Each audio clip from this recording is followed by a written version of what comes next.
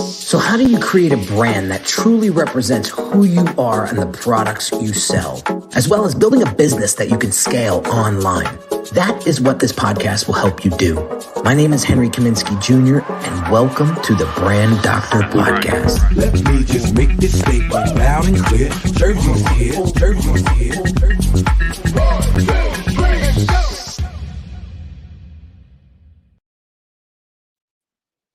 What's shaking, everybody? Welcome to another Brand Doctor Podcast. Today, we're going to be talking about how your personal brand could be killing your sales without you even knowing it.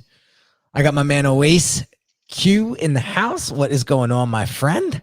What's up, Henry? How was your weekend? Oh, man, I'm powered up. Nice. Well, I want to jump into some of the issues here that I see when it comes to personal branding and how people may be overlooking some important things that could be killing sales conversations and potential opportunity. And so there's a couple of things I want to just drive home real quick, and then we're going to get into some solutions here. We're going to help our audience today become more intentional with their personal brand so that they can start attracting the right clients that they truly deserve. So a couple things that I see here. First and foremost, I'm not sure that folks are taking their personal brands serious enough. Have you seen this online where you have these folks that are showing up and they're just not as polished or professional? Or when I say polished, I don't mean like highly produced. I just mean articulate. Are you noticing this, that they come across a little lackadaisical, or they're not showing up at all on social? Yeah. I would say that they're not showing up at all. But, I would say some of them that are lackadaisical, yeah, they're more because I think they're trying to either show up authentically, or that's just their style. Maybe that's the brand that they're trying to build, where they're a bit more calmer, a bit more laid back. Right. Okay. Gotcha. That's my observation. Yeah. I think that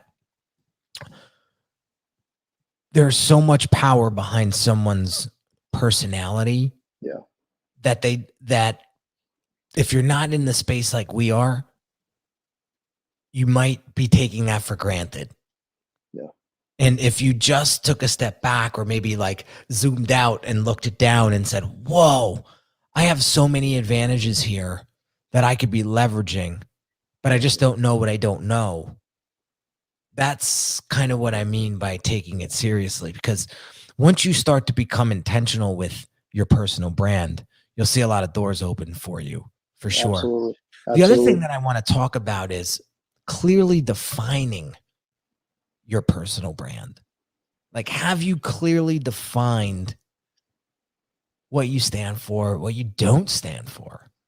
And can you and will you lean into it as much as you should? Now, we talked. That's an interesting point. Yeah. That's a really interesting point about that for a second. Because, I mean, it's one thing to have that defined on your website or talk about it here and there as a post, but are you actually getting out there and having like an entire session on that? I don't know. That's it. I mean, I think there's the time and the place, and then the right context. It could be really, really important. Like, the way we do this podcast, it's very conversational. You and I went pretty deep last Friday on a conversation we were having, and it just took a different route, but a lot of nuggets were in that conversation. And part of it was what you stand for. Exactly. Like what, and so it was important. Yeah. Exactly. The other thing that I see an issue with is the consistency or lack thereof when it comes to that personal brand. I'll give you a funny story, and I've said this in previous episodes, but my family loves to tease me on like my level of standard, right? Like it was so funny. We were out on the boat. It was last Sunday and it wasn't that warm. And my wife we're having a conversation. My wife goes, my cousins are on the boat. And my wife says, like, what would happen if the boat started to sink and like we were all trying to like scramble to figure it out? And they were, and my cousin goes, Tor, you don't know your husband? There would be a rescue boat that showed up right like within seconds and say, is Henry Kaminski on the, is Henry Kaminski here? Because like that's the level of standard that like I roll with, right? And it was a big joke, right? Like there was another incident where they do this like really cool boat race on one of the lakes we live near, and we went there the one time, and it was the first time that I ever went to this boat race. And so I had a lot of friends that were racing that went to my gym that I had just joined. And they were like, Henry, when are you getting in this? When are you going to be on our team? Right. And my cousin sitting next to me and he goes, do you see the shoes that this kid's wearing? You think he's actually going in that boat? And everybody got a chuckle, but that is the personal brand that I've established for myself. Some may think it's completely ridiculous. Others could make fun of it and still own it. You know what I mean? And I always say to myself, like, don't take yourself too seriously, but know your level of standard and be consistent with it. You know what I mean? Yeah. Be consistent with it. Yeah. And uphold it. And uphold it. Yeah. It's funny. Every time I go visit my father, he lives in Bumble, Pennsylvania, like literally like in the sticks. It takes 30 minutes to get to anywhere. And his house has not changed in 35 years. 30 years. So I walk in his house, it's like a time zone back to, my early days. Wow. And it reminds me of how far I've come and why I have the things in my life that I have, because I wanted more than that. I love my father and I don't necessarily agree with how he lives. There's life is for living. It's not to hoard and to, I'm not going to say he lives in squalor. He doesn't live in squalor, but he lives, let's just say, extremely below his mean. I mean, extremely. I gotta live, my friend. Like I have to get out there and enjoy life. And that's why I have the things I have in my life. And I've traveled the places that I've traveled and so on, but being consistent. All right. Next one is understanding who your audience is, and will your personal brand resonate with them? Do you ever think of it that way? So hold on to that thought real quick. Mm-hmm.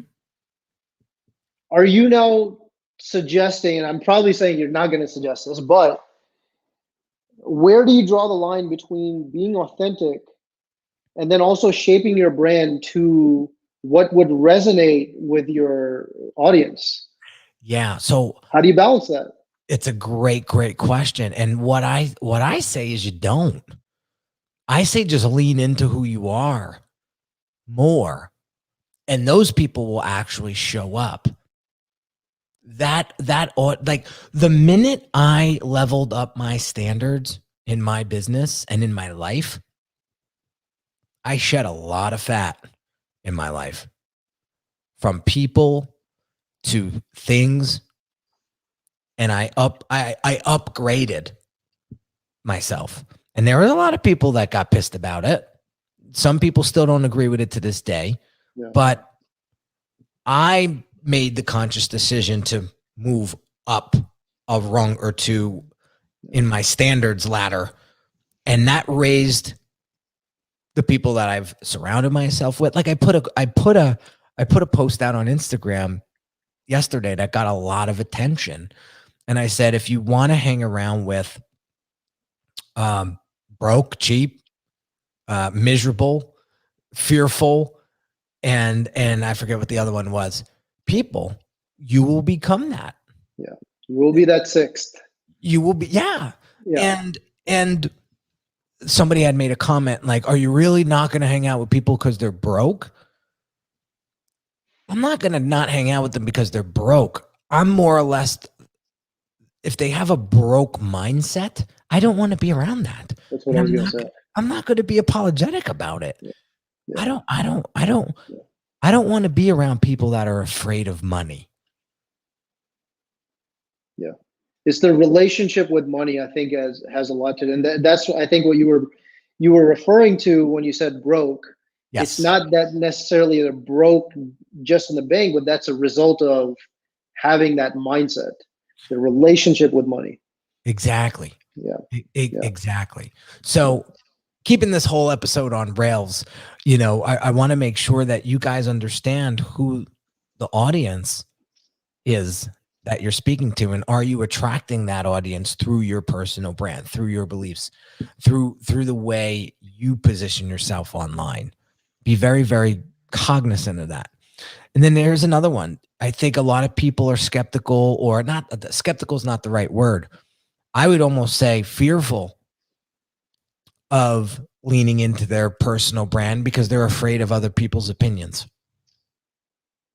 I had Sean Kennel on a Instagram live. He owns a big YouTube channel. You might know who Sean is. Awesome dude. Him and I chopped it up for an hour.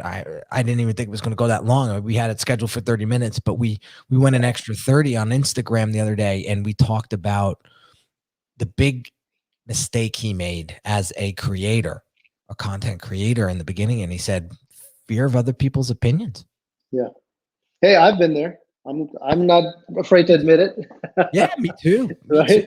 I still from time to time, you know, and I have to block that out. Yeah. You know it. And that's real.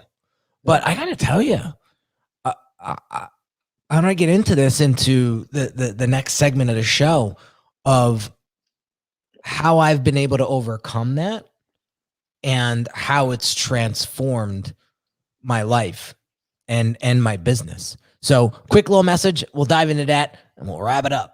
If you're a business owner who feels your branding isn't truly representing the value that you deliver, check out this free video training that will help you level up your brand's messaging and online presence so that you can start attracting higher quality clients. Visit www.uniquedesignz with a Z at the end, not an S, .net/level up my branding.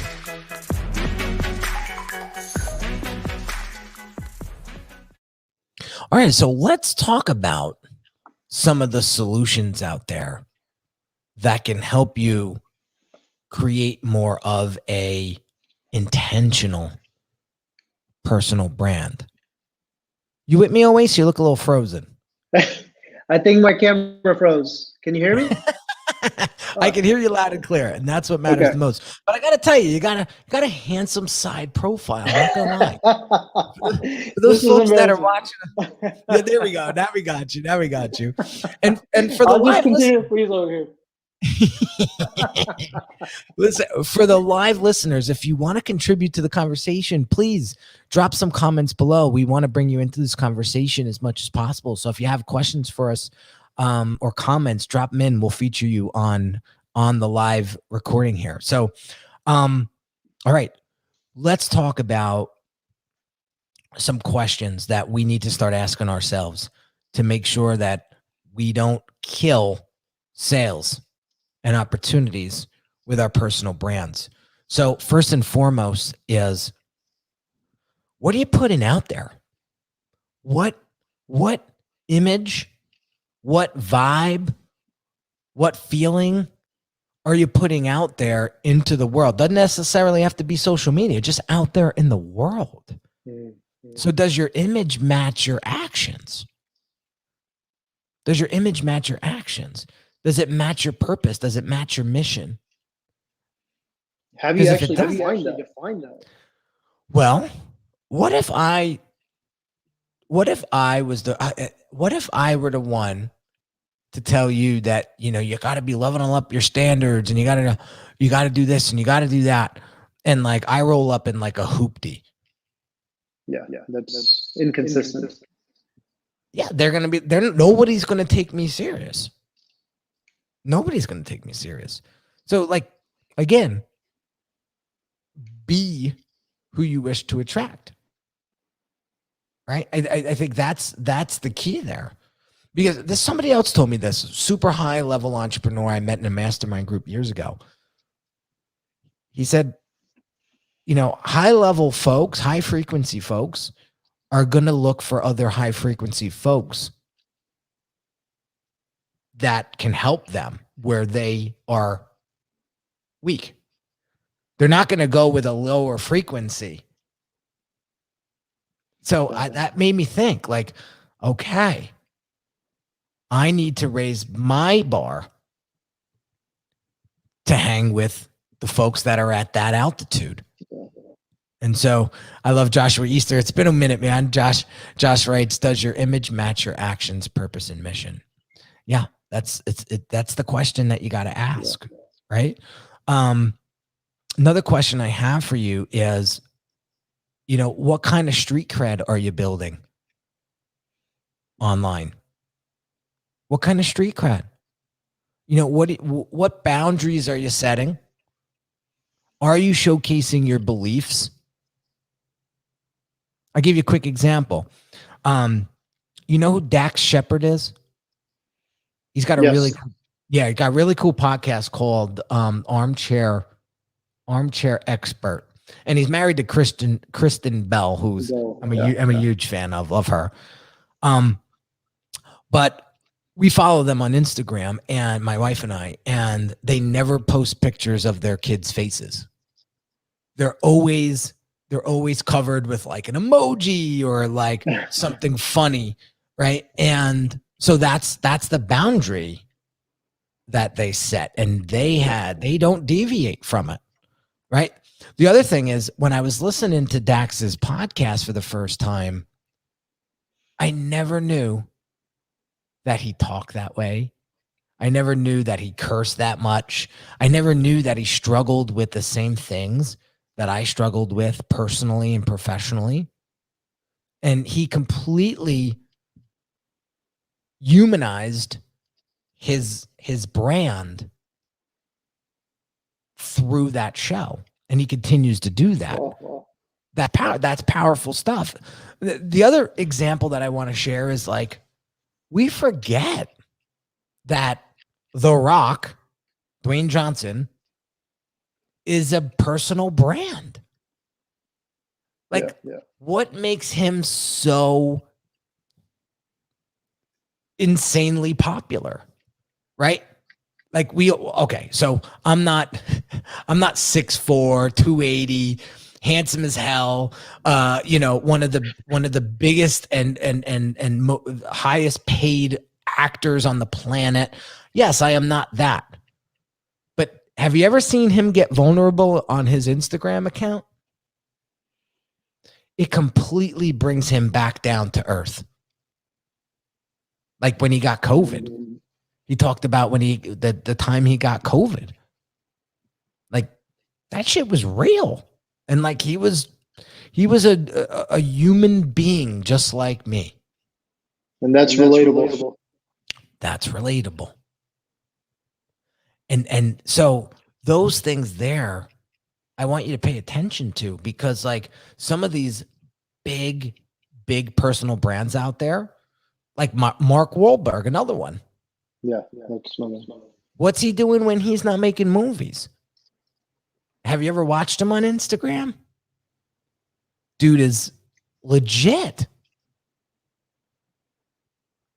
Got this awesome foundation.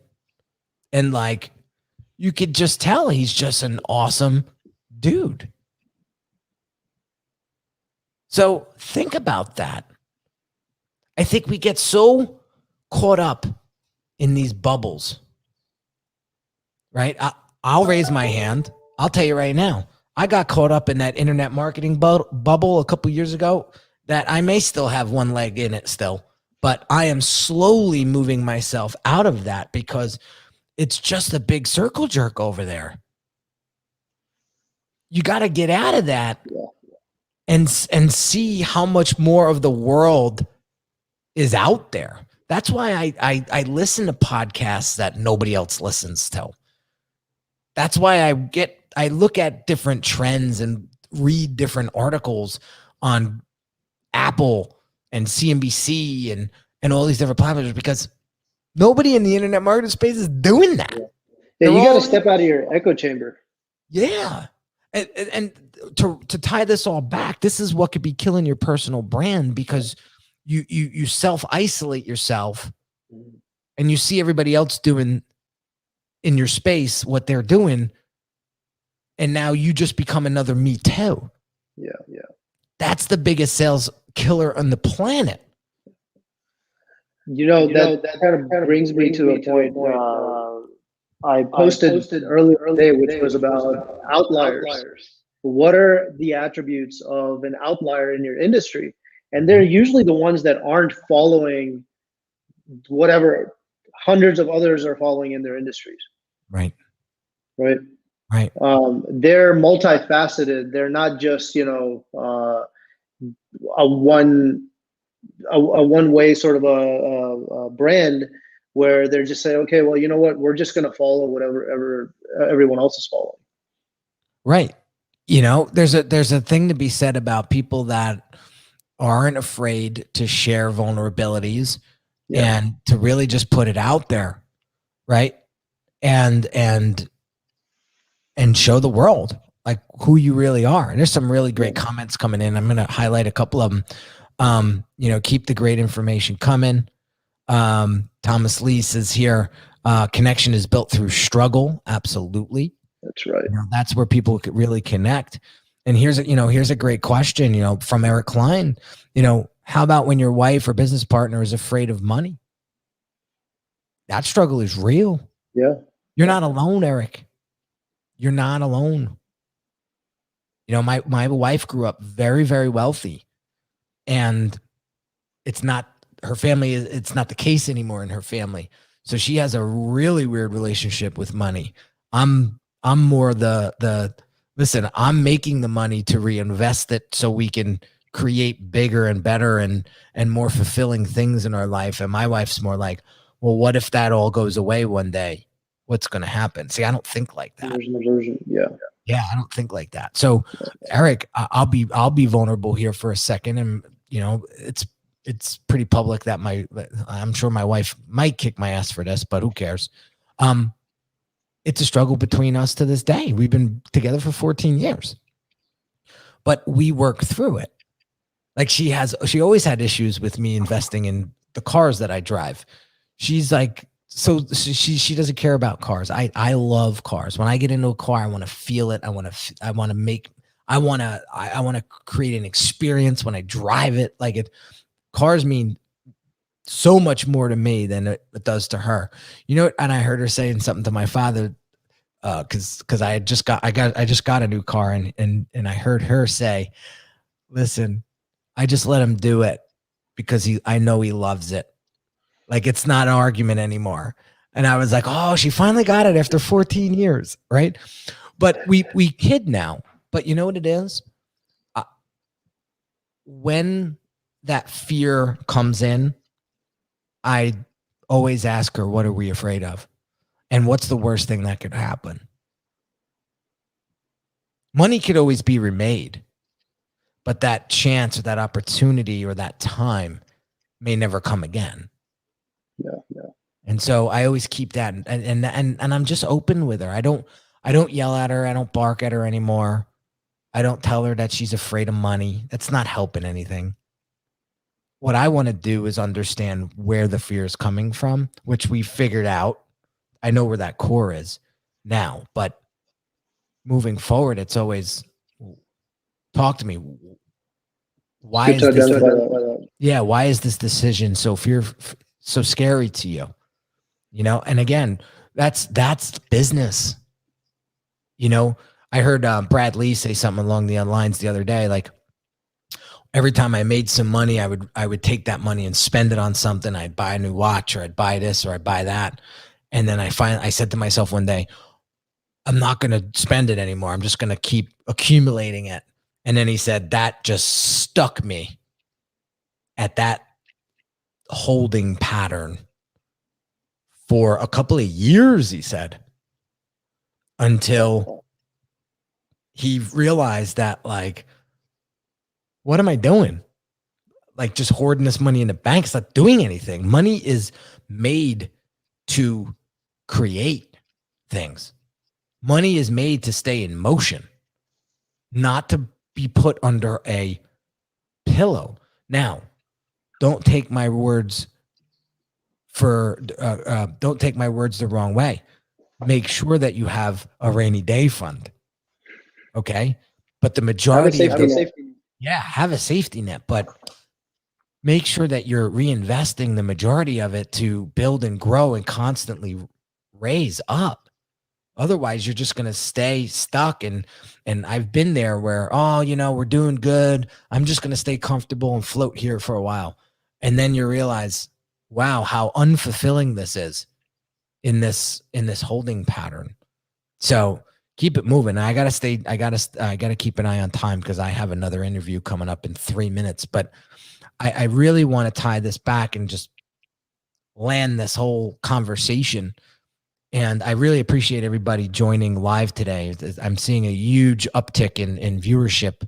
We're trying some new different things here from a marketing perspective on these, and I could tell that it's already working, and it's the first episode. So I'm really, really happy to see everybody coming in live today. So thank you so much. What I want you to really take away from this episode is to really understand that people want the truth. They want you to be you, and that you are the X factor in your entire business. And if you don't lean into that, you're actually killing a tremendous amount of opportunity.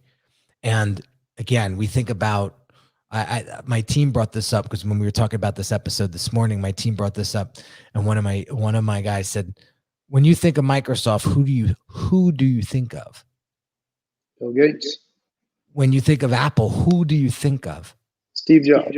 Right. When you think of IBM, who do you think of? Okay, you're going to lose me there. Nobody. Yeah. Why? Because they don't sell to people. They sell to other businesses. So if you own a business that sells to people, you best believe you need to put your personal brand out there, because that's what they're going to connect with. I can't give away names, but I will say this. I have a colleague in the branding space who is working with a company that a major athlete and his wife own, and they are becoming the face of this brand because everybody in this entire planet knows who the two of them are. That's leveraging personal brand. That is going to drive stock. That is going to drive sales. It's going to drive connection. It's going to drive all of that stuff. So I think that's the first piece, is getting people to connect before it moves over into the actual transactional phase. Right. And that's the key to really laying in to your personal brand and investing in it intentionally so that you can attract the right people. Because, man, when you start to attract the right people to your business, man, does it not feel like business anymore? And does it feels like a just beautiful place where you're making tremendous impact and you're changing people's lives, and they go on to change people's lives. And that's how you make this world a better place. So become more purpose-driven. That's it. Bottom line. What a great way to wrap up this episode, guys. So real quick, if you're watching this on YouTube, don't forget to hit that subscribe button. And if you're listening on iTunes or Spotify or any of those, make sure you leave a quick little review or you share it. And you guys know me on Instagram at the brand DR. Screenshot this, tag me in your Instagram story, and I'll make sure that I give you a huge shout out as well. And guys, keep tuning in. We got some great content coming up in the next few episodes and more. And I want to give a huge shout out to my team for helping me get out of my own way, because even I struggle with that. And I've given a lot of power away now that COVID's sort of on, getting better. I've given a lot of autonomy back to my team, and we actually increased my team quite a bit, and they are working behind the scenes to make some awesome things happen, and keeping me in my zone of genius is probably the best thing that happened this year so far.